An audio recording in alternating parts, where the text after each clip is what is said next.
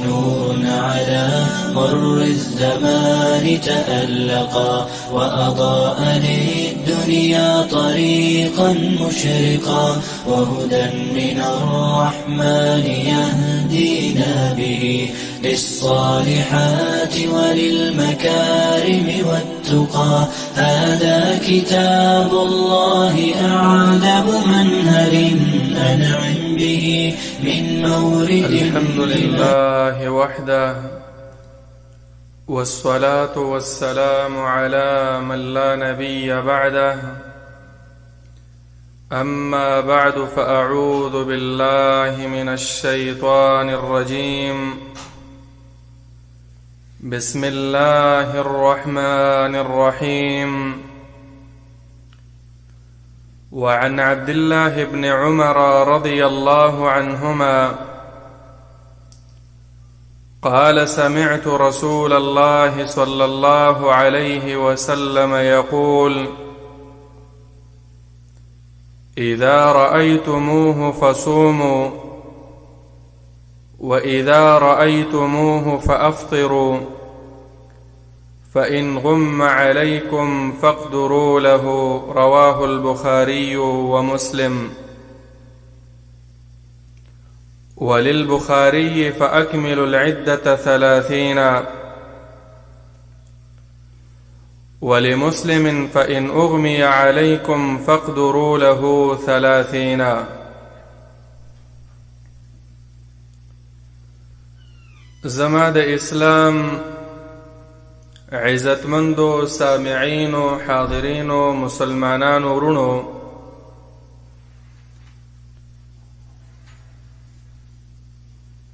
د رمضان المبارک د دې بهترین میاشتې روژې نیول دا یو بهترین عبادت دی د الله رب العالمین په عبادتونو کې، او هر عبادت د پاره شرط دا دی چې دا عبادت پس د اخلاص او د صحیح نیت نه په هغه طریقه باندې ادا شي کومه طریقه چې محمد رسول الله صلی الله علیه وسلم خپل امت ته ښودلې ده.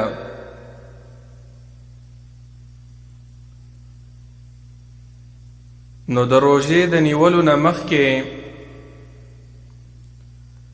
مسلمان مؤمن د ایمان والا هغه له پکار دی چې د هغې آدابو او د هغې احکامو او د هغې مسئلو نه ځان خبر کړي چې کوم د مؤمن او د ایمان والا انسان ته خپل دین ښودلی وي.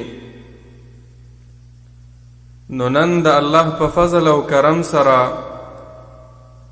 یو څو مختصر آداب، یو څو مختصر احکام، یو څو مختصر مسئلې د روژې نیولو نه مخکې چې شریعت موږ ته ښودلې دي دا بیانو. د ټولو نه اول د رمضان د میاشت د راتګ نه مخکې اهتمام د دې پکار دی چې کله 9 د شعبان وي او 9 د شعبان دا ورځ په ختمېدو کې وي، د مازیګر نه واخله تر د ماښامه پورې مسلمانان د میاشت د لیدلو اهتمام وکړي. دا یو بهترین عبادت دی او دا ګوره عزیزانو صرف د ملک بادشاه، د ملک وزیر اعظم یا یو خاصو خلکو ته دا حکم نه دی متوجه چې مونږ به انتظار کوو چې اعلان بکیږي، بلکې هر مسلمان د خپل وس مطابق دا کوشش بکوي چې زه دا میاشت وینم. دلیل په دې خبره باندې دا دی د بخاری او د مسلم حدیث دی. نبی علیه الصلاة والسلام فرمایي د عبدالله ابن عمر رضی الله عنه روایت دی چې ما د نبی علیه الصلاة والسلام نه واورېدل چې هغه به دا فرمایل صوموا لرؤيته وافطروا لرؤيته. تاسو چې دا میاشت د رمضان ولیده نو تاسو روژه ونیسئ. بعض الفاظ داسې دي اذا رأیتموه چې کله ولیده فصوموا نو تاسو بیا روژه شئ. په روایت د ابو داود کې عبدالله ابن عمر رضی الله تعالی عنه د حدیث الفاظ هغه بیا نورم ډېر ښکلي الفاظ دي. هغه فرمایي وَيَتَرَاءَ النَّاسُ الْهِلَالَ، ټول خلق راوتی وو، ټول مسلمانانو دا کوشش کو چې میاشت د رمضان ویني. فأخبرت رسول الله صلى الله عليه وسلم أني رأيته. ما نبی علیه الصلاة والسلام خبر کو چې ما میاش ولیدا. نو ما چې کله خبر کو فصام نبی علیه السلام روجه ونیولا وامر الناس بصیامه، او خلکو ته یوم دا حکم وکړو چې تاسو روجه ونیسئ. دې حدیث کې دوه مسئلې، یو دا چې اهتمام د مسلمانانو د میاش په لیدلو کې هر مسلمان به کوشش کوي چې دا میاش وویني د خپل وس مطابقه. دا یو مستحب او غوره عمل دی. دویمه مسئله غدا ده چې یو کس هم عادل او روغ انسان، روغ معنا دا ده چې ډیر بد عمله نه وي، ډیر غټ فاسق او فاجر نه وي، ظاهرا په ده باندې امارات علامات د نیکوالي وي، چې یو قسم روژه د روژې میاشتې ولیده، دغه ګواهي دا د ټول امت دپاره هغه کافي ده. ځکه عبدالله ابن عمر رضی الله عنه فرمایي چې ما ولیده او نبی علیہ السلام می خبر کو، او نبی علیہ السلام صحابه کرامو ته وویل چې تاسو روژه ونیسئ. په یو روایت کې ابو داود کې او دارنګې ابن حبان، حاکم او نور د حدیثو کتابونو کې یو حدیث دی بل د عبدالله ابن عباس رضی الله عنه. اغا فرمای ان اعرابیا جاء الى النبي صلی الله علیه وسلم، یو باندچی صحابی د باندې نراغه او نبی علیه الصلاة والسلام ته و فرمایل د الله پیغمبره انی رأیت الهلال، ما میاش ولیدلا. نبی علیہ السلام ته صرف دومره تپوس وکړو اتشهد ان لا اله الا الله، ته مسلمان یې؟ لا اله الا الله کلمه په دې باندې اقرار کې هغه ویل او ویداوم منی اتشهد ان محمد رسول الله، رسول الله صلی الله علیه وسلم چې نوم یې محمد و د پیغمبري دا تا منلې؟ دا هغې ویل نو نبی علیہ الصلاة والسلام بلال ته وویل فأذن فی الناس یا بلال ان یصوموا غدا، چې سبا د ټول خلک روژه شي. نو دا دوه حدیثونه دا دلیل دی په دې باندې چې یو عادل انسان، یو نیک عمل انسان چې ظاهرا د مسلمان وي، علامات د نیکوالي ورباندې وي، دروغجن نه وي، کذاب نه وي، او دې ګواهي وکړي چې ما میاشت لیدلې ده، نو د وقت حاکم، د وقت مسؤوله، هغه هم د یو مسلمان گواهی دا به قبوله کی. نو د یو مسلمان گواهی هم قبوله ده. غرض اهتمام د میاشت د لیدلو دا هم یو عبادت دی. دویمه مسئله دا ده که په نهشتم د شعبان باندې څوک میاش ونه ویني او وریځ راشي نو بیا به څه کوو؟ آیا سبا له به روژه نیسو او که نه دیر ورځې به مکمل کوو؟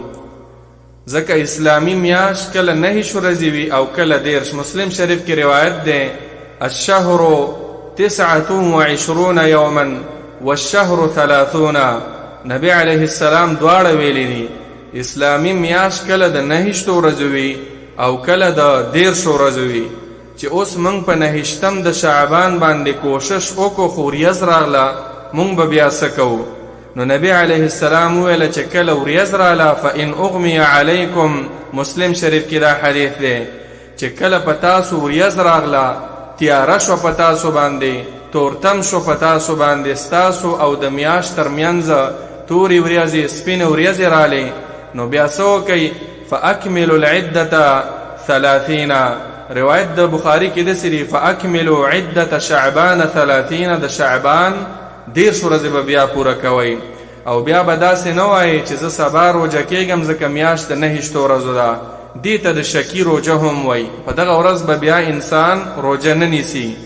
روژه به ځکه نه نیسي چې نبی علیه الصلاة والسلام بخاری شریف حدیث ته هغه فرمایي لا تقدموا رمضانا، ای زما امتیانو د رمضان د میاشت نه مخکې یوه ورځ یا 2 ورځې احتیاطاً روژې تاسو مه نیسئ چې کیدی شي دا به رمضان وي. مګر هغه سړی که د هغې عادت وي چې نفلي روژې نیسي او په دغه ورځ باندې یا د پیر ورځ، د دوشنبې ورځ یا د زیارت ورځ، د پنجشنبې ورځ راغله نو هغې نیولی شي. الا رجل کان یصوم صوما. او چې یو سړی وایي چې یاره زما زړی نه مني، سبا کیدی شي روژه وي، کوشش یې وکړه خو وریځ راغله او زه روژه نیسمه.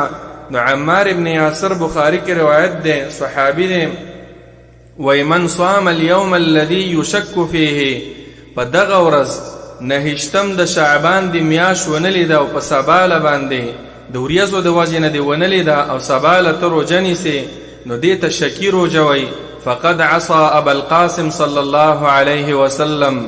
نو دا سړی د رسول الله صلی الله علیه وسلم په نقش قدم روان نه دی، بلکې دا شک پسې روان دی، ظن پسې روان دی، ګمان پسې روان دی، بلکې د خلاف د نبی علیه الصلاة والسلام کو دته اجر نه میلاویږي، بلکې دا الټه ګناهګار دی ځکه د پیغمبر صلی الله علیه وسلم د فرامینو، د اقوالو، د هغه د ښودلی شوو لارو د هغې مطابق رفتار ونکو.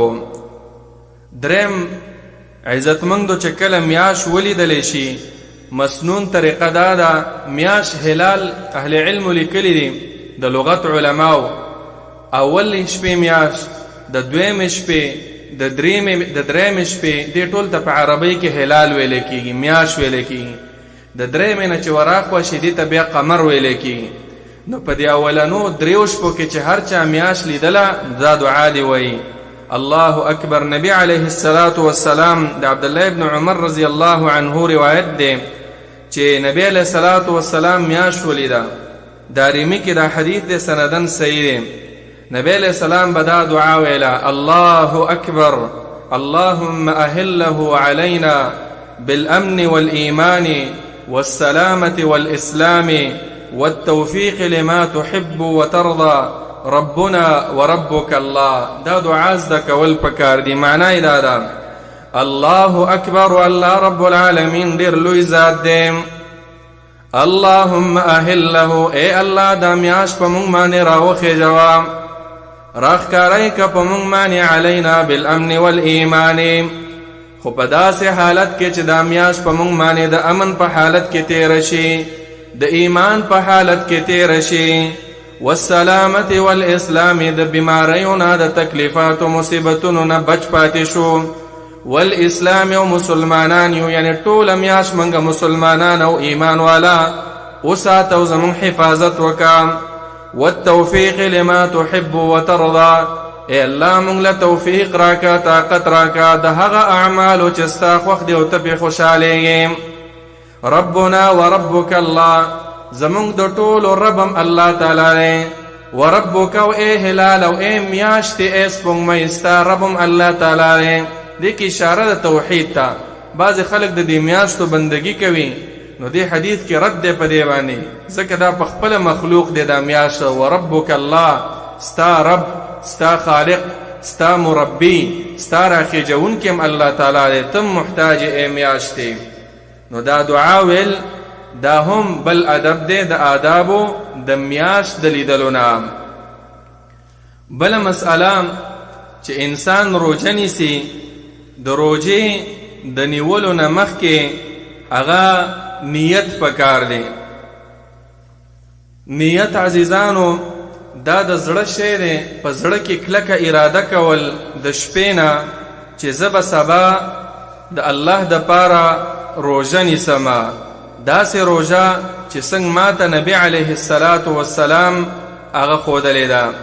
حدیث کې راغلی دی، نبی صلی الله علیه وسلم فرمایي، دا حدیث په ابن خزیمه، ابن حبان او دارنګې په د حدیثو په نورو کتابونو کې لکه امام ترمذی، امام نسائی د ټولو دا حدیث راوړی سندن صحیح دی چې نبی علیه السلام فرمایي من لم یبیت الصیام فلا صیام له. من لم یبیت الصیام معنا دا ده چې څوک د شپې نه نیت او اراده د روژې نیولو ونه کړي د فرضي روژې، نو د دغه انسان روژه نه کیږي.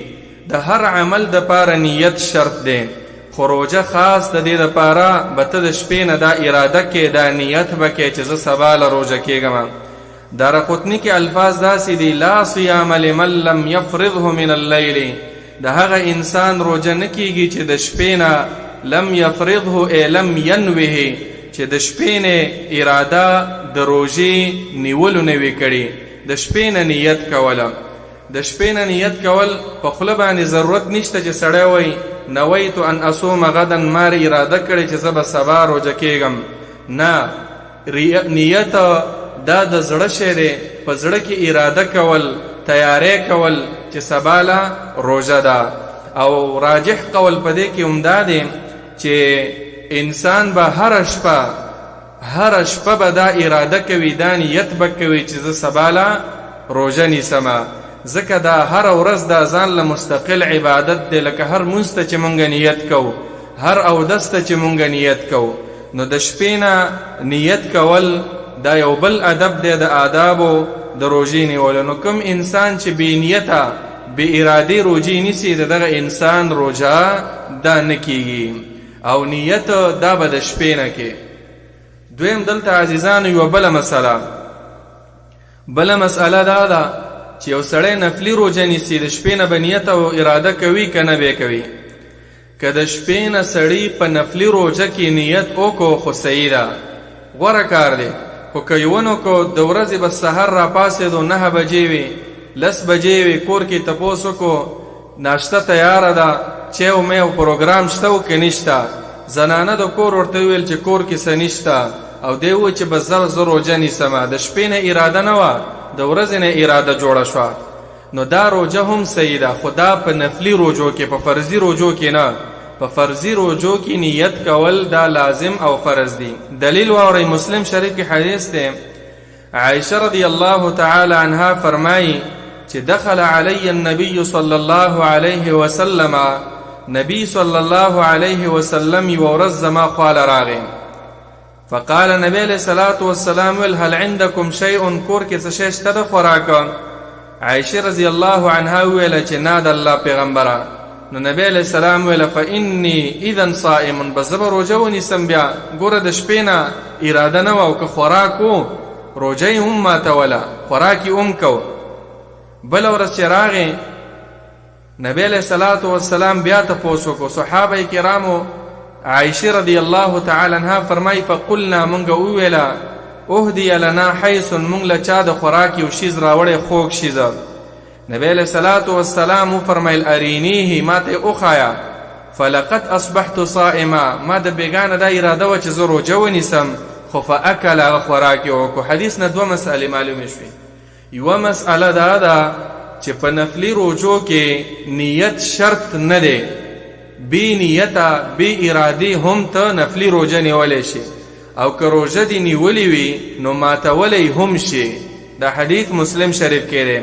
او فرضی روژو کې نیت شرط دی، د کمی روژې د پاره چې تا د شپې نه اراده نه وي کړې د فرضي روژو، او سحر لته وی چې زه روژه نیسم، دا روژه بیا نه کېږي. دویم چې فرضي روژه دی ونیوله، اگر که قضایي وي، لکه بعض زنانه وي په هغوی قضایي روژې پاتې وي، په نورو میاشتو کې د هغې قضا راوړي، نو دی روژه ونیسي، بس د ورځې خوند اشتها یې وشي خوراک او څښاک ته چې زه بس روژه ماته کړم، دا به بیا نه ماتوي.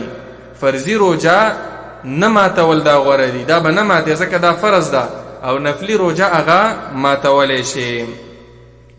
دا دویم حکم شو د روژې د نیت په باره کې.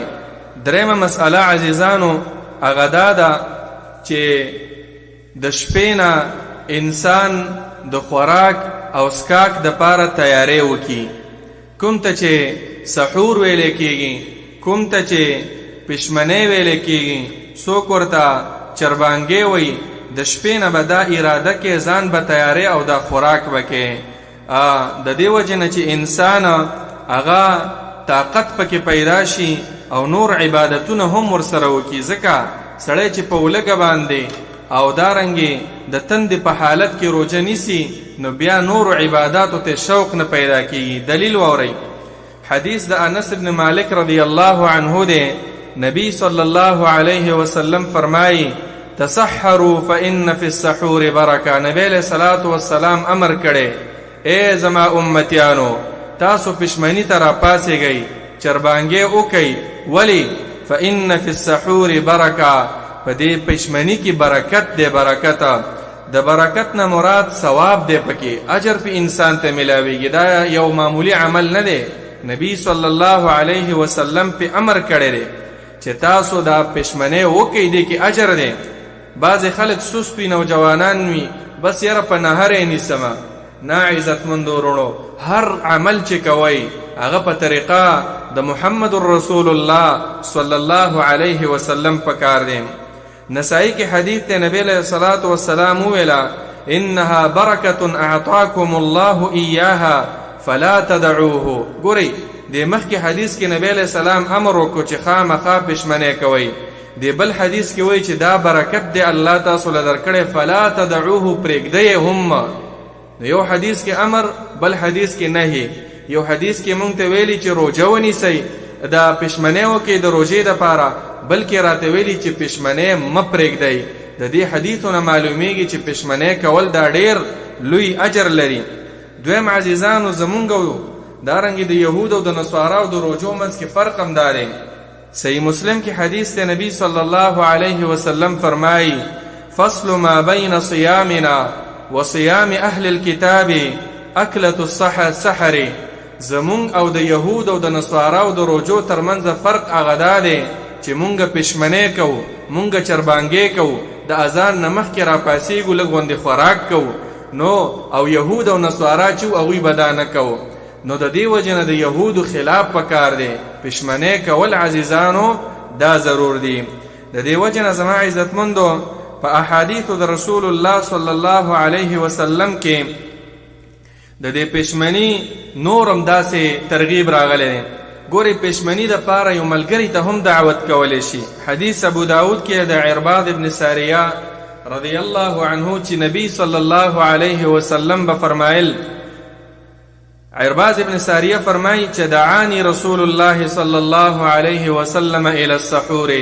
زه نبی علیه الصلاۃ والسلام دعوت کړی وم الی السحور پښمنی ته چربانګی ته یعنی ملګری ورته دعوت کرا ویخي کدی د پاره فی رمضان بیا به نبی علیه السلام ویل هلم الی الغداء المبارک دا ډیره برکتی خوراک دی برکتی روټی ده دی لرازی اگر که یو کجوره ولی نوی و کجوره اخرى د اوبو یو ګوټو کا خو پښمنې دا مه پرېږده حدیث ابو داود کې د نبی صلی الله علیه وسلم فرمایي نعم سحور المؤمن التمر ډېر ښکلی پښمنې د مؤمن چې کوم دی کجوري دي کجوري اخرى په کجورو باندې پښمنې وکړه په حدیث د ابن حبان کې راځي نبی صلی الله علیه وسلم فرمایي تسحروا ولو بجرعه من ماء تاسو پښمنې وکئ اگر که د اوبو په یو ګوټ باندې ولی نه وي نو د اوبو ګوټ هم نبی صلی الله علیه وسلم ترغیب ورکړی دی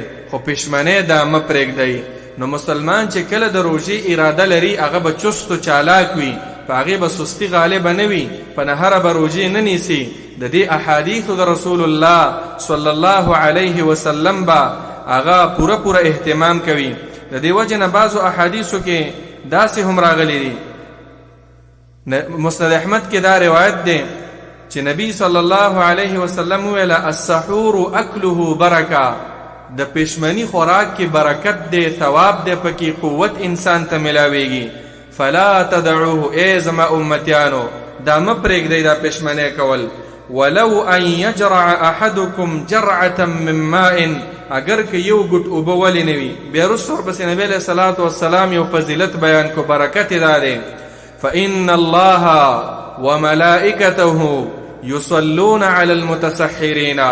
الله رب العالمین خاص رحم را لیږي او ملائکه دعا کوي هغه خلکو ته چې هغوی د شپې را پاسېدلي دي او د روژې دپاره هغوی بندوبست کوي، روژه نیسي. نو دې وجې نه اهتمام د پشمني کول دا بل ادب دی د آدابو د روژې نه. آخري خبره د ننني درس هغه دا ده چې دا پشمني ټیم د چربانګي ټیم کوم یو ټیم دی؟ ټیم زما عزتمندو مونږ پښتانه چې یو په غلط ټیم کې پشمنی کوو. مونږ د شپې په 2 بجې او دارنګې د شپې په 2:30 بجې باندې راپاسېږو، خوراکونه وکړو بلکل ماړه شو، هغه سحر چې راځي بیا م اوبو ته م زړه نه کېږي. نه زما عزتمندو ورونو، په دې باره کې نبی صلی الله علیه وسلم فرمایي، طبرانی کې دا روایت دی چې انا معشر الانبیاء امرنا ان نؤخر سحورنا. مونږ پیغمبرانو ته دا حکم شوی، حکم ورته چا کړی؟ رب العالمین، چې مونږ به دا پشمنۍ لیټ کوو، وروستو به کوو، اذان ته نږدې وخت کې به کوو، چې اذان ته 20 منټه 10 منټه نیمه ګنټه پاتې شي، په دغه ټیم کې پشمنۍ پکار دی او دغه سنت طریقه ده. د دې وجې نه بخاري کې حدیث دی، نبی صلی الله علیه وسلم فرمایي د نبی علیه الصلاة والسلام 2 اذان کوونکي وو، 2 مؤذنین وو. بلال رضی الله تعالی عنه به د تهجد اذان کو، عبدالله ابن ام مکتوم به چې سبا راوختو هغه وخت کې به اذان کو. نو نبی علیه الصلاة والسلام فرمایي ان بلالا یؤذن بلیل فکلوا واشربوا. کله چې بلال د تهجد اذان وکړو تاسو خوراک کوئ او څښاک. دویم اذان د سحر د پاره عبدالله ابن ام مکتوم ړوند صحابي و چې دا کله اذان وکي نو تاسو بیا خوراک مکوئ. صحابه فرمایي چې د عبدالله ابن ام مکتوم او د بلال رضی الله تعالی عنه د اذان ترمنځ صرف دومره فرق 50 آیتن چې سړی پکې 50 آیات تلاوت کولی شي. دغه روایت بخاری کې دی، کم بین الاذان والسحور، د اذان او د پشمنی ترمنځ څومره فرق به وی قدر 50 آیتن. د زید ابن ثابت روایت د بخاری شریف کې، یعنی دومره به نبی صلی الله علیه وسلم رستو هغه پشمنی کوو. نو پشمنی رستو کول پکار دی. نبی صلی الله علیه وسلم هم دغه شان فرمایي. بعض روایتو کې داسې راځي زما امت به دا په خیر باندې وي، زما امت به په غوره حالت وي چې کله دوی پشمنی رستو کوي او دا افطار روژه ماتې وختي کوي، چې څنګه نور ډوب شي بس دوی روژه ماتې کوي، او د شپې په اخیره حصه کې به دوی پشمنی کوي. اوس د شپې اخیره حصه اوس خو اکثره خلکو سره ګړیګانې دي، نو هغوی ګړیګانو ته ګوري، په هغه اندازه باندې دوی کوي. په عام قرآن کې چې رب العالمین فرمایي، قرآن کې رب العالمین داسې فرمایي وَكُلُوا وَاشْرَبُوا حَتَّى يَتَبَيَّنَ لَكُمُ الْخَيْطُ الْأَبْيَضُ مِنَ الْخَيْطِ الْأَسْوَدِ مِنَ الْفَجْرِ. د شپې خوراک کوئ تاسو کم وخت پورې حتی یتبین لکم الخیط الابیض، تر دې چې ښه ښکاره شي هغه سپین تار د ورځې، یعنی ورځ راښکاره شي، صبح صادق او سبا چې ورته موږ او تاسو یو دا راښکاره شي، او د شپې دا تیارې ختمې شي. نن سبا اکثره خلک په دې باندې پوهېږي هم نه، خو همدغه ټیمونو ته چې ټیم ته وخت نږدې شو نو په دغه ټیم نه یو 2 منټه 3 منټه مخکې هغه ته اجتناب وکړه. زما عزتمندو دې ته ورته مسله اخري هغه دا ده چې انسان به چې کله اذان کیږي د اذان نه مخکې به ځان بندوي د خوراک نه. زمونږ پښتانه اکثره خلک داسې کوي چې کله اذان وشي دوی په اوبو باندې ورمنډې کی، ته به وایې که حمله کوي په دې اوبو باندې، او د مؤذن د اذان تر اخیره پورې دوی اوبس کی. دا ګوره په 4 مذهبه کې دا غلط کار دی، په دې هیڅ چا فتوا نه ده ورکړې. د ټولو